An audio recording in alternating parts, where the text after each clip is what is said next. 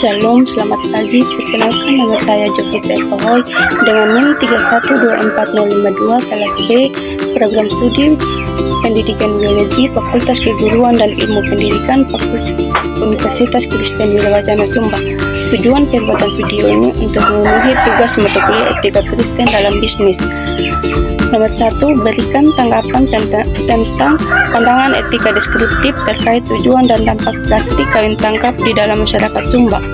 Kawin tangkap adalah tradisi di masyarakat Sumba di mana seorang pria menangkap seorang wanita tanpa persetujuan dari keluarga atau pihak perempuan itu sendiri.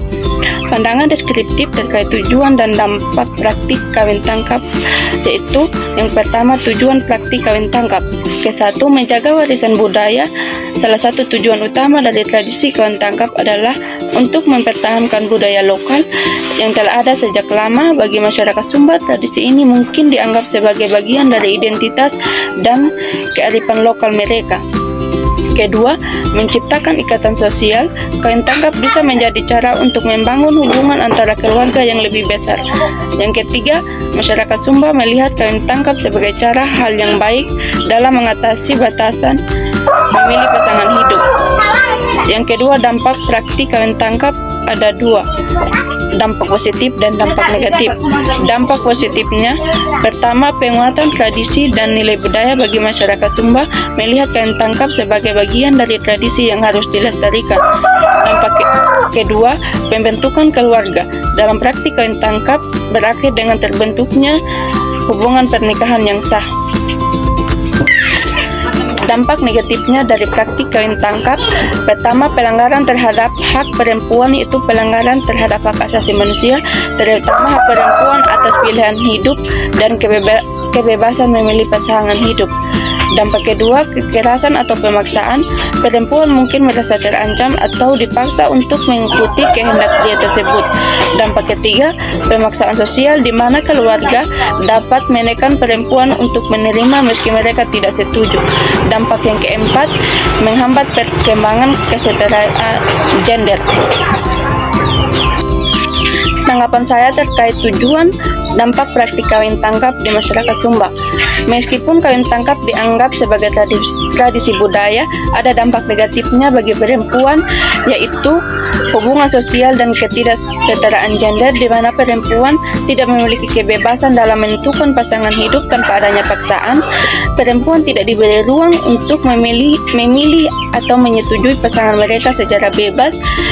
Dengan seiring perkembangan zaman, perlu menyadari pentingnya kesetaraan gender dan kebebasan dalam memilih sehingga tidak bertentangan dengan hak asasi manusia, sehingga tradisi ini tidak merugikan salah satu pihak, serta pemberdayaan perempuan. Hal ini dapat dilakukan dengan meningkatkan akses mereka terhadap pendidikan, pekerjaan, dan kesempatan untuk berbicara mengenai hak-hak mereka. Jelaskan terkait dampak sosial dan psikologi dari praktik kawin tangkap dari pelaku maupun korban dari sudut pandang etika normatif. Dari sudut pandang etika normatif, kawin tangkap bertentangan dengan prinsip-prinsip dasar seperti otonomi individu.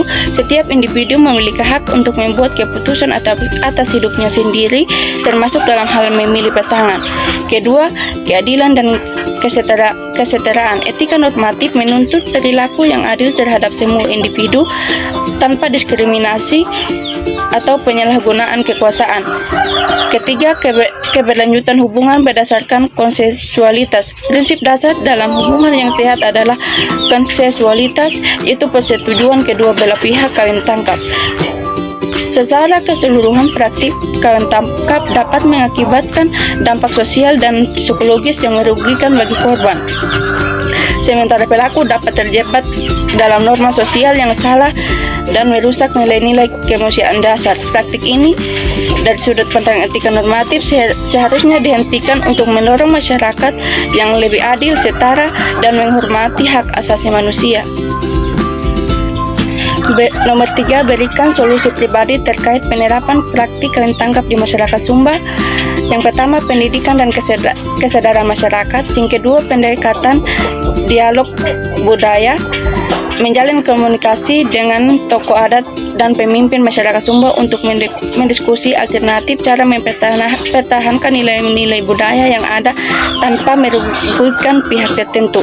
Yang ketiga, penguatan peran perempuan, memberi ruang bagi perempuan untuk lebih aktif dalam keputusan terkait pernikahan melalui pemberdayaan perempuan dalam bidang pendidikan, ekonomi, dan kesehatan. Keempat, kebijakan hukum yang mendukung, mengedukasi masyarakat tentang hukum yang ada baik secara nasional maupun lokal yang melindungi hak-hak perempuan dan anak. Kelima, pemberdayaan dan pendampingan psikologis. Sekian penjelasan dari saya. Terima kasih.